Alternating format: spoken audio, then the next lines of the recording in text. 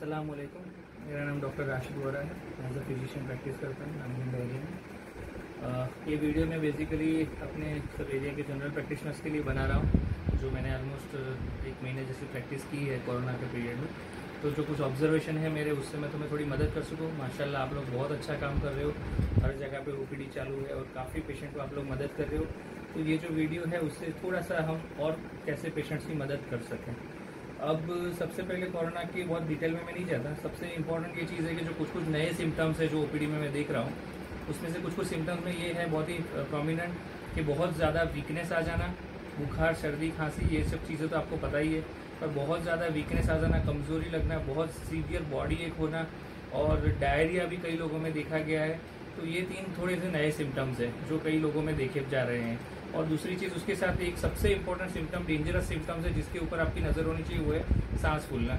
और patient typical जल्दी बताते नहीं है, पर आप अगर उनको थोड़ा डिटेल में पूछोगे कि थोड़ा सा जैसे चलते हो तो सांस जैसा लगता है, तो वो कई बार बताते हैं। और कई बार ये बताते हैं कि छाती भारी भारी लग रही है। तो वो चीज़ में आपको थोड़ा ध्यान रखना है। अब दूसरी चीज़ आती है कि फिजिकल एग्जामिनेशन जो करते हैं हम, पेशेंट का एग्जामिनेशन, उसमें क्या क्या चीज़ें इंपॉर्टेंट है।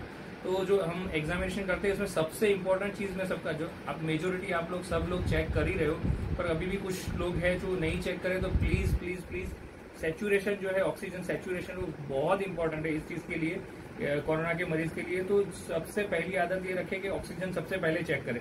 अगर कोई भी मरीज आता है, सबसे पहला काम, जैसे आपको हिस्ट्री बताते हैं, सबसे पहले उसके हाथ में ऑक्सीजन का जो कॉन्सेंट्रेट SpO2 का जो मशीन आता है वो लगा दीजिए। उससे आपको बहुत इजीली गाइड कर सकता है वो कि पेशेंट कितना सीरियस है और उसको क्या प्रॉब्लम है, उसको कहाँ पे रिफर किया जाना चाहिए। उसके साथ आप दूसरी चीज जो देख सकते हैं, इसके अंदर हैप्पी हाइपोक्सिया टाइप होता है। मतलब पेशेंट आपको इतना लगेगा नहीं कि ज्यादा सीरियस है, पर पेशेंट का आप सैचुरेशन देखोगे तो सैचुरेशन एकदम से 60-70 जितना आता होगा। तो ऐसे लोग बहुत ज्यादा आपको गुमराह कर सकते हैं। ऐसे लोगों में बहुत ज्यादा ध्यान रखने की जरूरत है, क्योंकि पता नहीं चलता कई बार कि ज्यादा सीखे पर सैचुरेशन चेक करते हो तो पता है।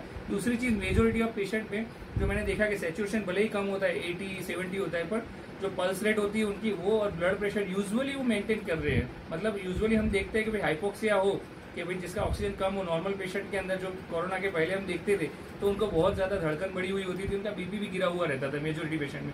लेकिन इसके अंदर, कोरोना के अंदर मेजोरिटी पेशेंट है, उसके अंदर उल्टा होता है। मतलब धड़कन भी इतनी ज्यादा नहीं होती और ब्लड प्रेशर भी मेजोरिटी पेशेंट में अभी तक जो मैंने देखा तो मेंटेन कर रहे हैं। हाँ, लेकिन अगर किसी की धड़कन बहुत तेज है, ऑक्सीजन कम है और उसका ब्लड प्रेशर भी थोड़ा सा कम है, ये पेशेंट बहुत डेंजरस है।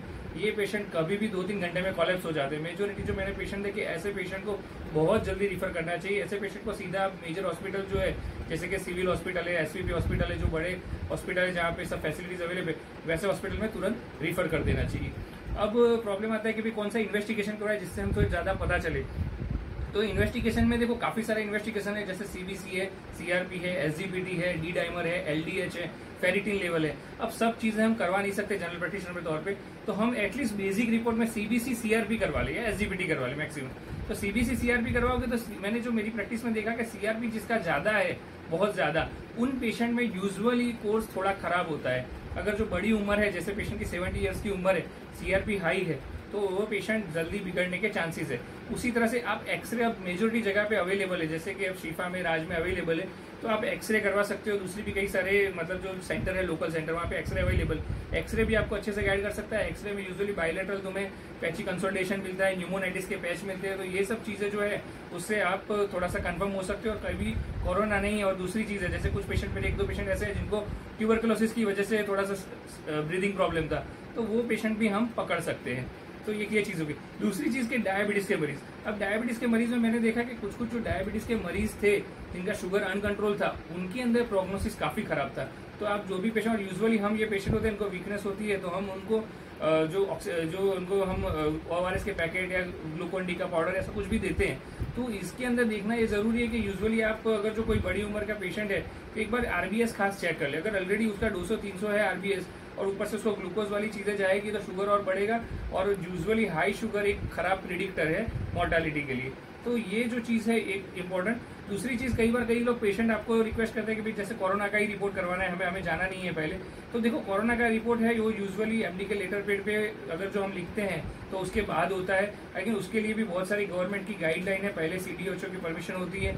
तो उसके अंदर मतलब जैसे अगर कोई बोलता है तो उस तरह से, जैसे आपके आसपास में कोई MD डॉक्टर है तो उसके पास भेज के उनके थ्रू आप करवा सकते हो।